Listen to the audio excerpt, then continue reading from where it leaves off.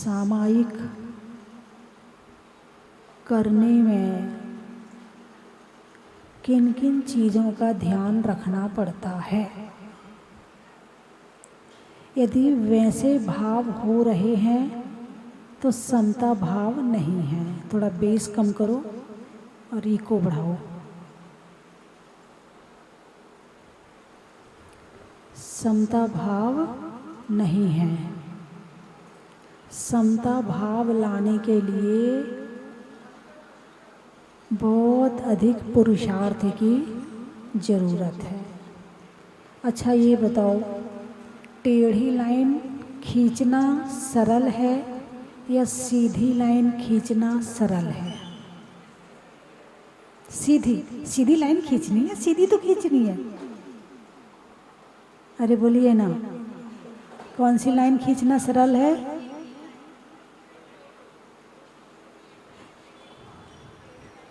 सोच के बोलो। आपने कह दिया सीधी खींचना सरल है। हैं? टेढ़ी लाइन खींचना सरल है। यदि एक टेढ़ी लाइन खींचनी हो तो एक बच्चे के हाथ में भी पेंसिल दे दो, वो भी खींच देगा, है ना। लेकिन यदि एक सीधी लाइन खींचनी हो तो एक टेबल चाहिए, कागज ऐसा चाहिए, पूरी कॉपी चाहिए, नीचे से फट ना जाए।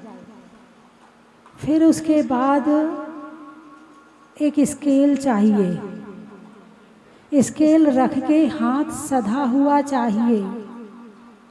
पेंसिल जो आप पकड़े हैं, पेन जो आप पकड़े हैं, बिल्कुल स्थिर करके सीधे खींचना पड़ेगा, तब कहीं जाके वो सीधी लाइन खींचेगी। और टेढ़ी लाइन खींचनी हो तो है, मैंने पूजा में, सिद्ध पूजा में, आपने करी हो शायद नहीं करी, मैंने सिद्ध पूजा में एक लाइन लिखी है उसकी स्थापना में, सीधा सरल है मुक्ति जाना, कठिन यह संसार है, निज धर्म तो है सरल, किंतु कठिन मायाचार है। सीधा होना सरल है, लेकिन संसार में सीधा होना कठिन है। क्या टेढ़ा होना सरल है कि सीधा होना सरल है? हम आपसे कहें भाई सीधे रहा करो, रहोगे? सीधे का मतलब कषायों से रहित। वॉल्यूम बढ़ाओ थोड़ा सा।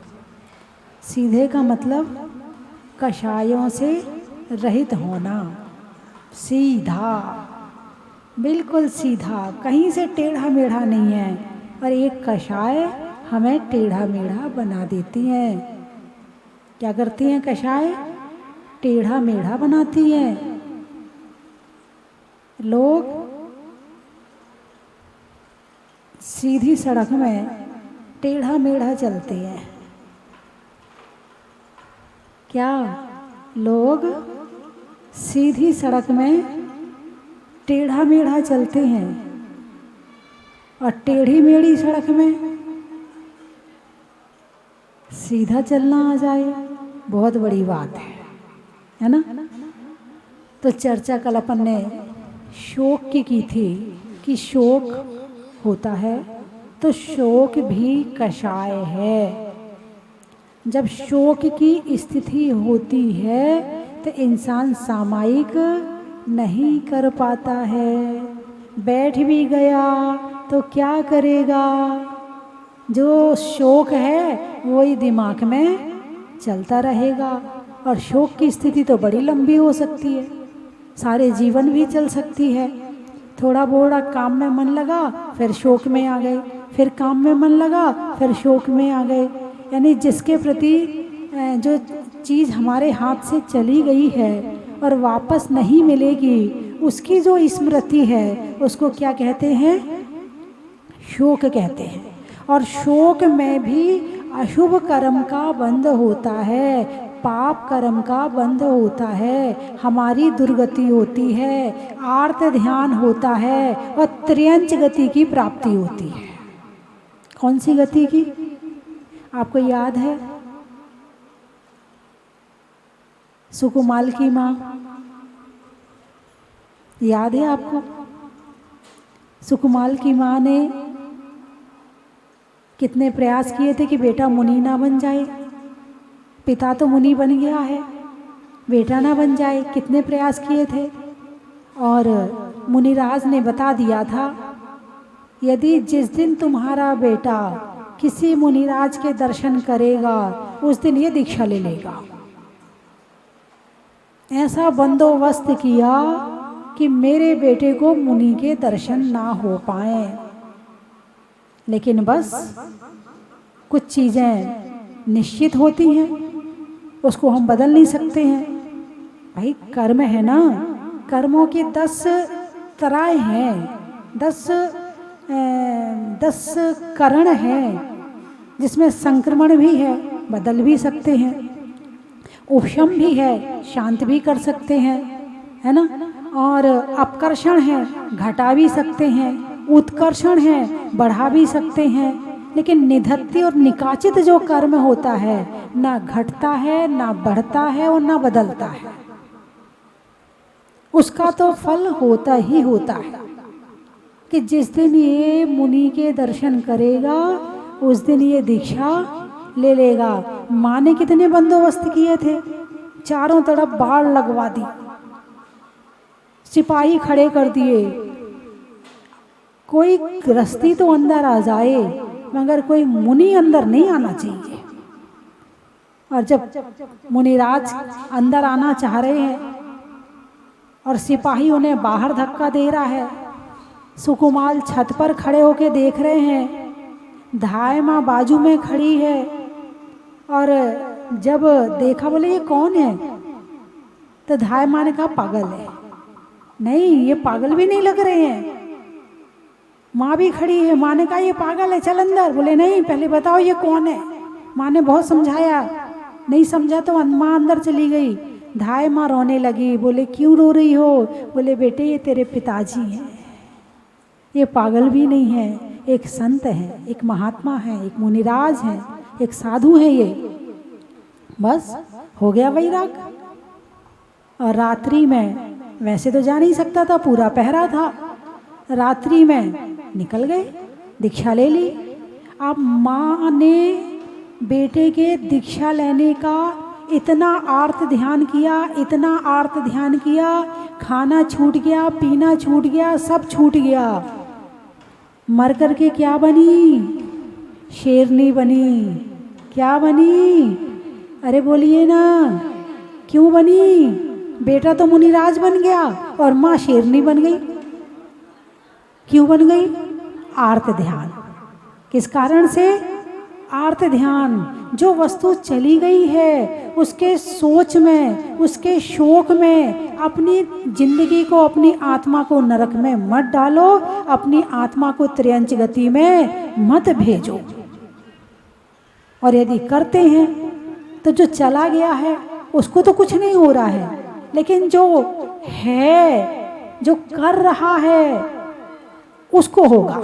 जो चला गया है उसको तो याद भी नहीं है, कहाँ का परिवार, कौन सी माँ, उसको तो दूसरी माँ मिल गई, उसको तो दूसरा परिवार मिल गया, वो तो दूसरे परिवार में लीन हो गया।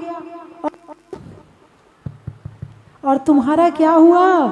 तुम्हारे दुख ने तुम्हें कहाँ भेज दिया? त्रियंच गति में भेज दिया। इसीलिए शोक को भी कषाय कहा है। क्या कहा है?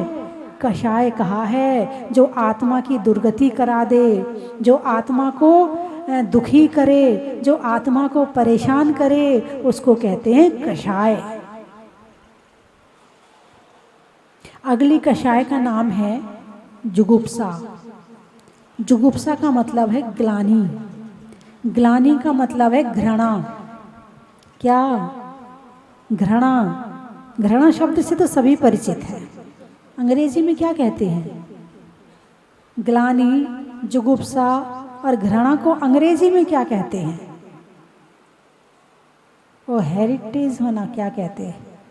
हेरिटेड, हेरिटेड बोलते हैं ना। हाँ, तो कहने का मतलब ग्लानि है, ये भी द्वेष का एक रूप, द्वेष का ही है। दो ही इसके वो हैं, क्या कहते हैं, राग और द्वेष। जैसे क्रोध है, क्रोधमान को द्वेष में ले लिया, ठीक है। माया और लोभ को राग में ले लिया, ठीक है। हास्य रति को राग में ले लिया, अरति शोक और जुगुप्सा को, भय को, इसको ले लिया द्वेष में। स्त्रीवेद, पुरुषवेद और नपुंसक वेद को ले लिया राग में। तो इसके मूल जो है ना, वो राग और द्वेष है। राग है तो द्वेष है, द्वेष है तो राग है, और राग द्वेष है तो ये 25 कषाय है। और राग द्वेष नहीं है तो कोई कषाय नहीं। सबकी जड़ केवल क्या है, राग और द्वेष है। तो ग्लानि करते कि नहीं करते? आप कहीं से जा रहे हैं और आपको बदबू आ गई, तो आप लोग ग्लानि करते कि नहीं करते? कितनी बुरी बदबू है, ए भगवान, नाक भी नहीं खोली जा रही, कितनी बुरी है। बदबू कहाँ आ रही है? नाक में। मन ने क्या किया? ग्लानि। ठीक है, बदबू आ रही है, आपको सहन नहीं होती है, आप नाक बंद कर लो, मन को शांत रखो। मन में मत कहो कि एक बदबू बुरी है। जहां ये मन में कहा, बस वहीं कर्म बंद हो गया, वहीं एक कषाय बन जाती है। भाई बदबू आ रही है, मन शांत रखा, नाक बंद कर ली, ठीक है। आपको सहन नहीं होती है, आपको बर्दाश्त नहीं हो रही है, आपने नाक बंद कर ली, ठीक है। अभी आपने इतना कर लिया, अभी ये कषाय नहीं बनी है। लेकिन यदि उसके प्रति भावना उमड़ के आ गई, बस वो भाव ही कषाय है। अब एक व्यक्ति है, बहुत काला है, अफ्रीका वाले बहुत काले होते हैं, लेकिन तुमसे देखा नहीं जाता, कितना काला रंग है, काला कलूटा। बोले कहते कि नहीं कहते? ये तो कोयले की तरह है, ये तो अंधेरा में तो दिखेगा भी नहीं है। बोलते कि नहीं बोलते? वो काला है, ठीक है। उसकी जो द्रव्य लेश्या है वो कृष्ण लेश्या है। 6 लेश्याएं होती ना, उसकी द्रव्य लेश्या कौन सी है? कृष्ण लेश्या। क्या उसके भाव शुक्ल के नहीं हो सकते? क्या उसकी जो भाव हैं वो अच्छे नहीं हो सकते? तुमने क्या देखा उसका? द्रव्य लेश्या देखी उसकी, उसका ऊपर का रंग देखा, तुमने उसके भाव नहीं देखे कि उसके अंदर कितने गुण हैं, उसके अंदर कितने अच्छे भाव हैं, तुमने ये नहीं देखा। और तुमने निंदा किसकी करी? अरे बोलिए ना, करी ना। तो ये क्या हो गया? कषाय, ग्लानि। ये तो मेरे बाजू में बैठेगा, मैं नहीं बिठाऊंगी अपने बाजू में, इसकी शक्ल सूरत देखिए, मेरे बाजू में बैठने लायक है ये। बोलिए कभी कभी ऐसा हो जाता है कि नहीं हो जाता? और कोई आके बैठ जाए तो आप उठकर वहाँ से चले जाते हो। ये ग्लानि है, ग्लानि। क्या है ये? ग्लानि है। ये ग्लानि भी कषाय है। घर में बड़े बुजुर्ग रहते हैं, अब वो थूकते भी हैं, खांसते भी हैं, और ज़्यादा बीमार हो जाएं तो 1 नंबर 2 नंबर बिस्तर पे करते हैं, और तुमसे किया नहीं जाता। मैं नहीं करूँगी, मुझे बहुत ग्लानि आती है, मुझे बहुत घृणा आती, मैं सफाई करूँ क्या? मेरे से नहीं होगा। तो ये ग्लानि जिसके अंदर में है, वो व्यक्ति सेवा भी नहीं कर सकता है, वो व्यक्ति गुणों का आदर भी नहीं कर सकता है, क्योंकि देख रहा है सामने वाला सुंदर नहीं है, तो उसके प्रति अच्छे भाव बन ही नहीं रहे, उसके प्रति सम्मान की भावना नहीं आ रही है, उसके प्रति गुणों का आदर नहीं आ रहा है ना। और जब ग्लानि नहीं होगी तो तुम्हें सामने वाले में गुण दिखेंगे, और जब सामने वाले में गुण दिखेंगे तो गुणी जनों को देख हृदय में मेरे प्रेम उमड़ आवे। अब तुम द्रव्य लेश्या देखोगे तो तुम्हें भाव लेश्या नजर नहीं आएगी, और जिसको भाव लेशा नजर नहीं आती, केवल द्रव्य लेशा में फंसा पड़ा है, वो अपने भाव शुद्ध कर ही नहीं सकता। और जो अपने भाव शुद्ध नहीं कर सकता वो सामायिक भी नहीं कर सकता, वो धर्म भी नहीं कर सकता। मंदिर में खड़ा है, प्रवचन में बैठा है, और कोई तुम्हारे बाजू में आके बैठ गया और वो शक्ल सूरत की तुम्हारे हिसाब से नहीं है, तुम्हारे हिसाब से वो शक्ल सूरत का नहीं है, और तुम्हारे बाजू में आके बैठ गया। अब तुम्हारा प्रवचन में मन ही नहीं लग रहा, सारा दिमाग उसी में पड़ा, ये और आके बैठ गया। पर दूर नहीं बैठ सकता था, ये मेरे बाजू में आके बैठ गया। अब दिमाग में वही टेंशन। इतना अच्छा प्रवचन चल रहा है, इतनी ज्ञान की बातें चल रही हैं, इतना अच्छा माहौल है, मंदिर का क्षेत्र है ना, द्रव्य अच्छा, क्षेत्र अच्छा, काल अच्छा, लेकिन भाव बिगाड़ लिए। क्या? द्रव्य अच्छा, क्षेत्र अच्छा, काल अच्छा, लेकिन भाव बिगाड़ लिए। और जैसे ही भाव बिगड़े तो सारा कुछ डिपेंड किस पर है? भावों पर डिपेंड है। और भाव अच्छे नहीं है तो द्रव्य क्षेत्र काल क्या करे? कहा जाता है द्रव्य क्षेत्र काल का अच्छा निमित्त मिले तो भाव अच्छे होते हैं, और तुम्हें अच्छे का द्रव्य क्षेत्र काल भी मिल रहे, फिर भी तुम्हारे भाव नहीं बन रहे, तो सब कुछ मिलने के बाद तुमने उसका उपयोग नहीं किया। तो ग्लानि भी एक कषाय है। क्या है? एक कषाय है। अब ये ग्लानि कब नहीं आती है? जब अपने बच्चे का 1 नंबर 2 नंबर साफ करते हो तब ग्लानि आती है क्या? नहीं आती है। अपना बच्चा काला हो जाए तो, अरे बोलिए ना, अपना बच्चा काला कलूटा हो जाए तो, अब तो बोलिए कुछ, अब ग्लानि आएगी। मोह उस ग्लानि को खत्म कर देता है, क्योंकि मेरा है। जो मेरा है उससे ग्लानि नहीं है, जो मेरा नहीं है उससे ग्लानि है। अब इसमें यहाँ मोह काम कर रहा है। भाई बेटा कैसा भी हो, एक माँ थी, उसने एक नई नौकरानी रखी, तो उसका बच्चा रोज़ स्कूल जाता था। अब उस दिन भी स्कूल गया तो माँ ने उस नौकरानी से कहा कि आज बेटा टिफ़िन लेके नहीं गया है, ज़रा टिफ़िन दे के आ जा। तो गई, बोले कौन सा है आपका बेटा? बोले उस स्कूल में जो सबसे ज़्यादा सुंदर हो ना, वो मेरा बेटा है। क्या कहा? उस स्कूल में जो सबसे ज़्यादा सुंदर हो वो मेरा बेटा है। अब वो गई, उसी स्कूल में नौकरानी का बेटा भी पढ़ता था, अपने बेटे को टिफ़िन खिला के आ गई। शाम को बेटा आया, माँ ने पूछा बेटा टिफ़िन मिल गया? बोले नहीं माँ, नहीं मिला। नौकरानी से पूछा बहन तुमने टिफ़िन नहीं खिलाया इसको? बोले आपने कहा था कि जो बेटा सबसे सुंदर हो उसको टिफ़िन खिलाना। मुझे तो अपना बेटा सबसे ज़्यादा सुंदर लगा, इसलिए मैं उसको टिफ़िन खिला के आ गई। यानी मोह आ जाए तो ग्लानि मिट जाती है, लेकिन जहाँ मोह नहीं है और वहाँ भी ग्लानि ना हो, उसका नाम है कषाय रहित समता भाव। और जहाँ समता भाव है वहाँ सामायिक है। सामायिक क्यों की जाती है?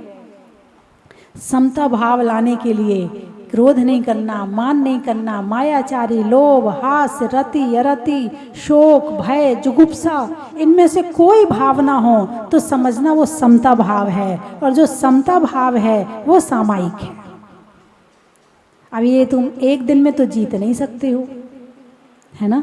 एक दिन में सारा काम हो जाए, इसीलिए श्रावक को क्या कहा? पहले एक टाइम सामायिक करो। फिर तुमने व्रत ले लिए तो तुम 2 टाइम सामायिक करो। फिर तुमने तीसरी प्रतिमा ले ली तो फिर तो 3 टाइम सामायिक करो। फिर तुम मुनिराज बन गए तो अब 3 बार 4 बार सामायिक करो। और फिर जब सामायिक संयम में आ गए तो तुम 24 घंटे सामायिक में हो। क्या 24 घंटे सामायिक में हो? सामायिक का मतलब जिस समय में कषाय भावों से रहित हुआ जाए उसको कहते हैं सामायिक। बात समझ में आई कि नहीं? इसलिए सामायिक का अभ्यास जरूर करना चाहिए। प्रश्न आया था, कोई किताब है क्या कि सामायिक कैसे करें, चलिए मैं आज आपको बता देती हूँ।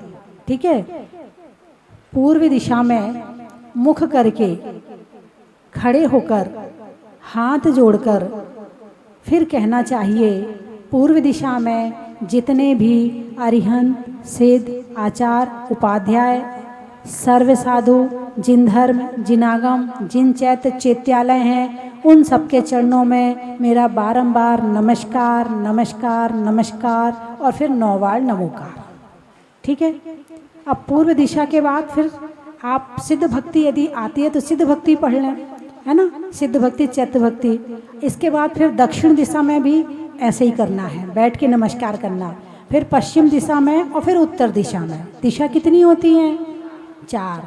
तो पूर्व दिशा कौन सी कहलाती है?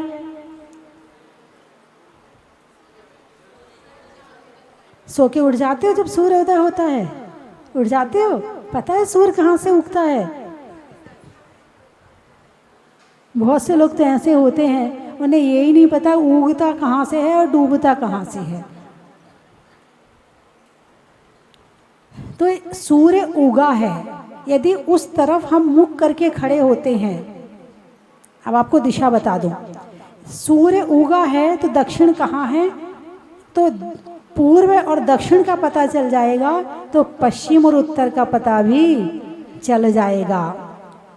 तो पूर्व दिशा में मुख करके खड़े हो तो दाएं तरफ होता है दक्षिण और बाएं तरफ होता है उत्तर और पीछे होता है पश्चिम।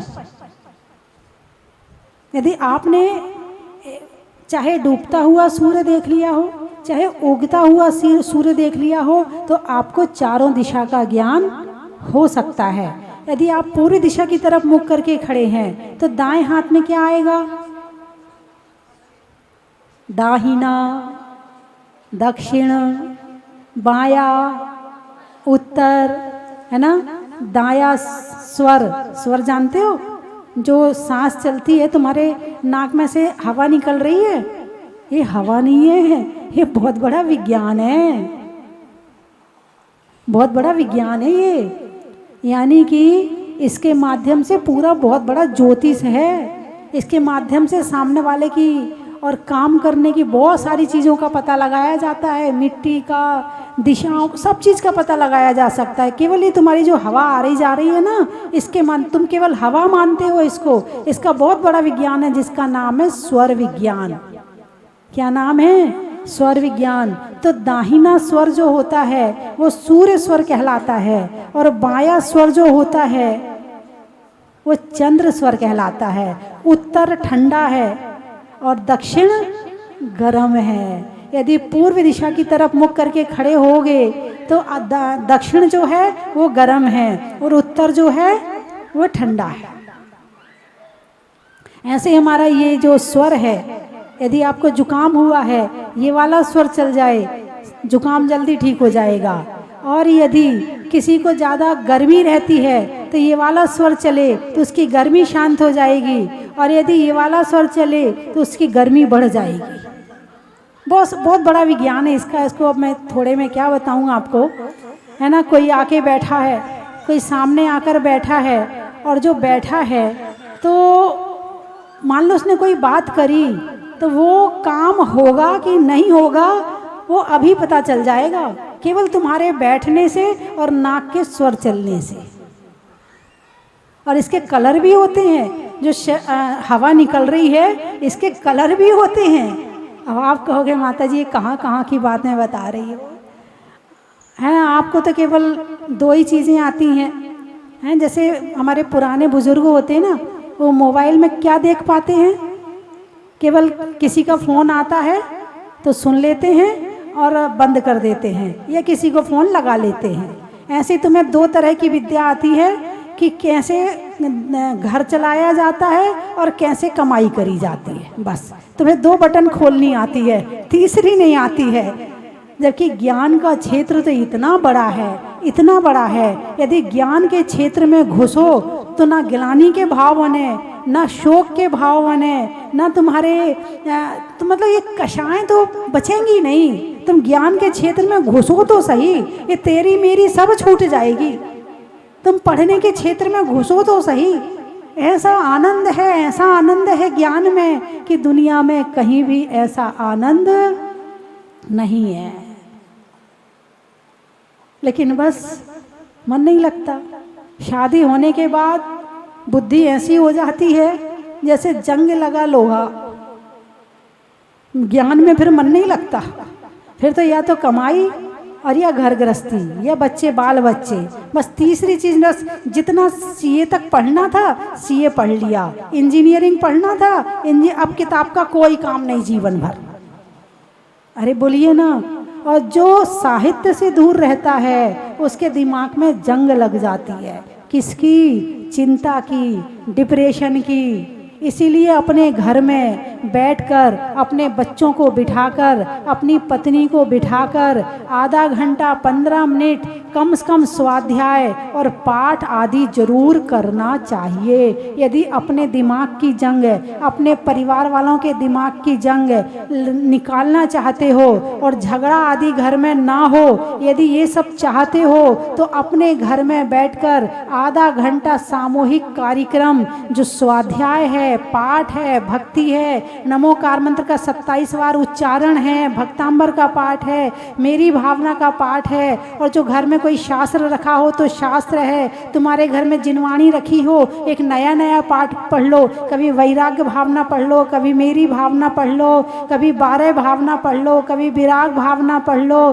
कभी पूजा की किसी की जयमाला पढ़ लो, कभी पारसनाथ की जयमाला पढ़ लो, कभी देवशास गुरु की जयमाला पढ़ लो, कभी भजन पढ़ लो।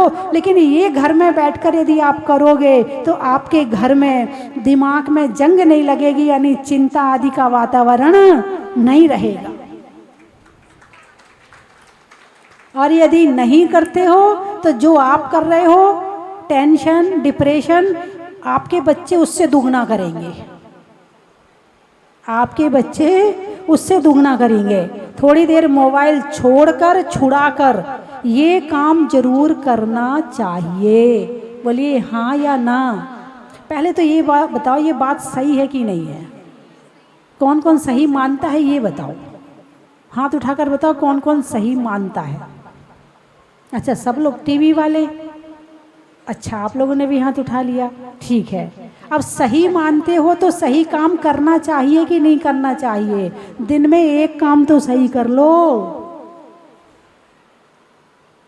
15 मिनट का नियम ले सकते हो। बाहर जाने की छूट, बाहर जाने की छूट, घर में कोई काम आ जाए उसकी छूट, बीमार आदि हो जाओ उसकी छूट। और तुम्हारे शहर में यदि कोई साधु संत आए हैं और आप रोज प्रवचन सुनने जाते हो, शाम को जाते हो, उसमें भी छूट।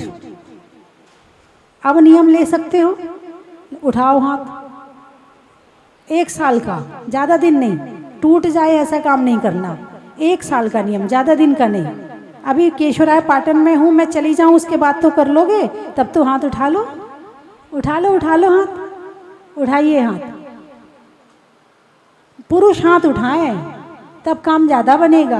महिलाएं तो बैठ जाएंगी, ये पुरुष नहीं बैठते हैं। पुरुष उठाएं, अच्छे से उठाओ भाई, ऊपर वाला हाथ उठाओ पूरे उत्साह। और जो टीवी में देख रहे हैं वो भी हाथ उठा लें।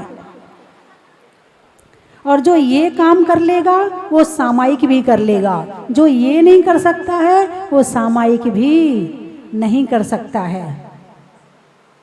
अच्छा, ठीक है। अरे बोलिए ना। माइक तो बढ़ा भाई, तेरा माइक सही नहीं हो रहा। तो मेरी बात आपकी समझ में आ गई? अरे बोलिए ना। मैं 3 चीज़ें बोलूँगी, आपको कहना बड़ा ही महत्व है। घड़ी में टिक टिक का, नहीं होने में चिक चिक का, और करने में सामायिक का।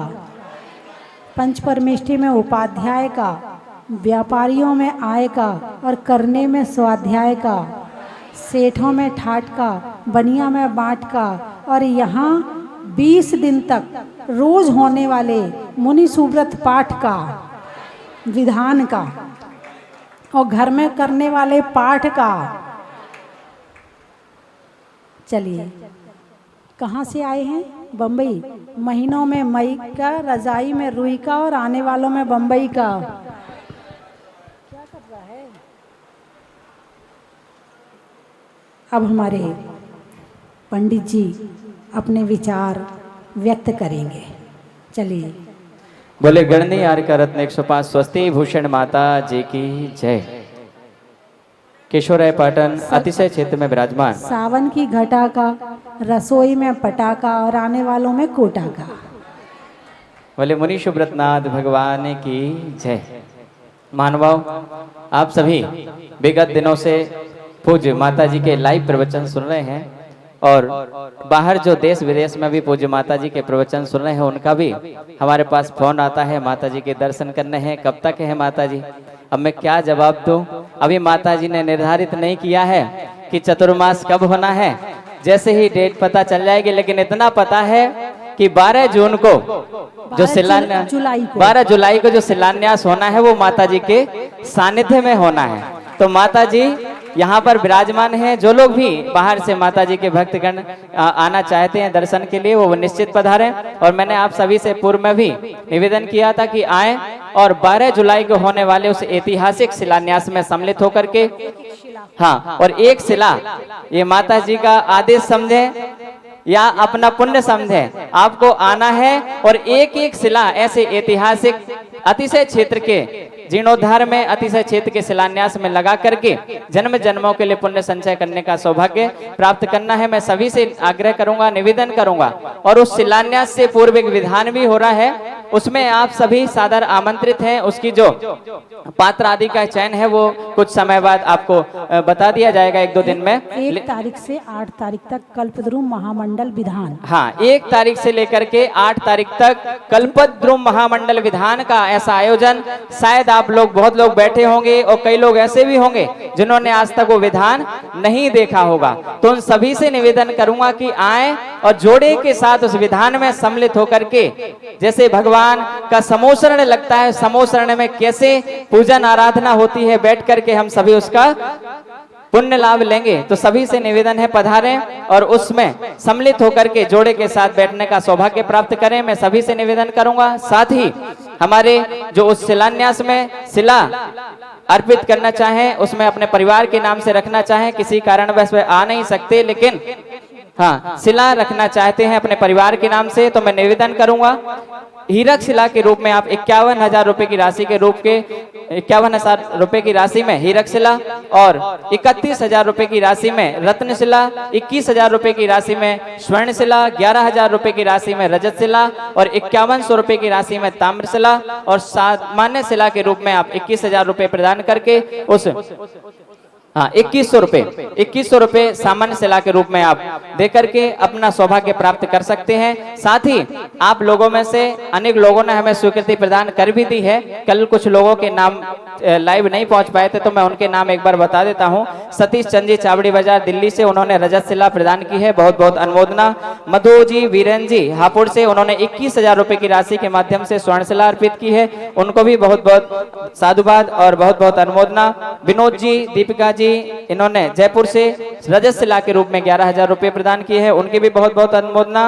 और श्रीमान अतुल कुमार जी, खुशबू जी, कोटा वालों ने निर्माण सारथी बनकर के 1,11,000 रुपए की राशि हमें प्रदान की है, उनको भी बहुत बहुत धन्यवाद। साथ ही पूज्य माता जी ने उस शिलान्यास में जो मुख्य शिलान्यास करता एक एक कोने के हैं, उसमें हमारे केशवराय पाटन के श्रीमान चंद्र प्रकाश जी जैन मायजा वालों ने 11 लाख रुपए की राशि के माध्यम से सौभाग्य प्राप्त किया है, बहुत बहुत अनुमोदना। साथ ही दूसरे कोने का शिलान्यास कर्ता के रूप में श्रीमती कनक लता जी, पंकज जी काला परिवार केशवराय पाटन ने सौभाग्य प्राप्त किया है, उनकी भी बहुत बहुत अनुमोदना। इसके साथ ही 2,51,000 रुपए की राशि श्रीमान आशीष जी जायसवाल कोटा वालों ने, 1,11,000 रुपए की राशि श्रीमान राजमल जी पाटौदी कोटा वालों ने, 51,000 रुपए की राशि श्रीमान ओम प्रकाश जी जैन शॉपिंग सेंटर कोटा वालों ने, 51,000 रुपए की राशि श्रीमान विनोद जी जयपुर वालों ने प्रदान की है। साथ ही कल श्रीमती सरिता जी नोएडा से ताम्रशिला के रूप में 5100 रुपए, 11,000 रुपए श्रीमान जम्बू जी रितेश जी कोटा वालों ने रजत शिला के रूप में,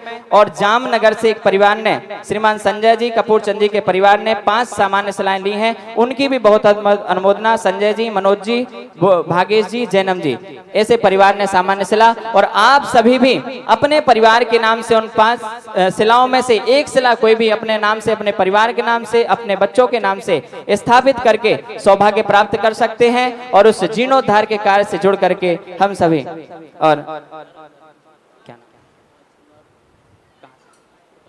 श्रीमान राजकुमार जी कोटा से हमारे बीच में परिवार सहित पधारे हैं। उन्होंने रजत शिला के रूप में 11,000 रुपए की राशि की घोषणा की है। बहुत बहुत अनुमोदना। श्रीमती हीरामणि जी सुबोध कुमार जी ने भी 11,000 रुपए की राशि रजत शिला के लिए प्रदान की है। बहुत बहुत अनुमोदना। और हमारे केशवराय पाटन समाज के समाज श्रेष्ठी 21,000 रुपए रजत शिला के रूप में स्वर्ण शिला के रूप में उन्होंने प्रदान किया है। बहुत बहुत अनुमोदना। और मैं तीर्थ क्षेत्र कार्यकारिणी कमेटी के पदाधिकारियों से निवेदन करूंगा कि वह आए और इन सभी दानदाताओं का तिलक और माल्यार्पण करके उनका स्वागत और अभिनंदन करें। सुब्रत महिला मंडल से भी निवेदन करूंगा कि वह आए और उनका तिलक और बंधन करके। हाँ आइए, हाँ आ जाओ इधर, माता जी के आओ। बहुत बहुत अनुमोदना आप सभी के पुण्य की। और आप सभी इसी तरह से इस क्षेत्र के जीर्णोद्धार में सहयोग करके इस क्षेत्र को शीघ्र अतिशीघ्र एक भव्य क्षेत्र के रूप में परिवर्तित होते हुए देखेंगे, ऐसा पूज्य माता जी का शुभाशीष हम सभी को प्राप्त है। और उनकी प्रेरणा से, उनके सानिध्य में इस क्षेत्र का जीर्णोद्धार चल रहा है। हम सभी उस क्षेत्र से जुड़ करके और उस क्षेत्र को आगे बढ़ाने का कार्य करेंगे। साथ ही मैं निवेदन करूंगा कि जो माता जी ने बोला है कि 20 दिन तक 20 विधान भगवान मुनि सुब्रत नाथ जी के श्री चरणों में कर रहे हैं। आज चौथा दिवस था। कल ऑनलाइन भी जो अपने परिवार के नाम से विधान का पुण्यार्जक बनना चाहे, मात्र 5100 रुपए की राशि के माध्यम से पूज्य माता जी के सानिध्य में वह विधान प्रातःकाल होता है। तो जो भी अपने परिवार के नाम से स्वीकृति देना चाहे वो अभी 2 तारीख तक 3 जुलाई तक चलेंगे। जो भी अपने परिवार के नाम से एक दिन का विधान करना चाहें 5100 रुपए की राशि के माध्यम से अपनी स्वीकृति प्रदान कर सकते हैं। हाँ आइए, करो विश्वास, खड़े हैं सब लोग। करो सामान, उन्हें बुलाओ ना। आइए।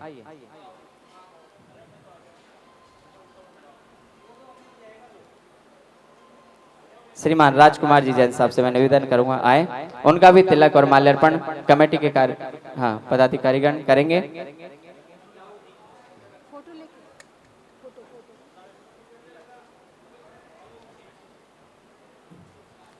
हाँ, इसके साथ ही मैं महावीर प्रसाद जी आए हुए हैं, उनसे भी निवेदन करूंगा। और श्रीमान महावीर प्रसाद जी के पुत्र श्रीमान भूपेश जी, आज उनका जन्मदिन भी था। उन्होंने आज शांति धारा करने का, सौधर्म मित्र बनने का भी सौभाग्य प्राप्त किया है। मैं पदाधिकारियों से निवेदन करूंगा उनका भी तिलक और माल्यार्पण करके, और पूरा परिवार पूज्य माता जी से कलश अपना शुभाशीष प्राप्त करेंगे। पूज्य माता जी से ये गंधोदक वह जो आपने कलश किया था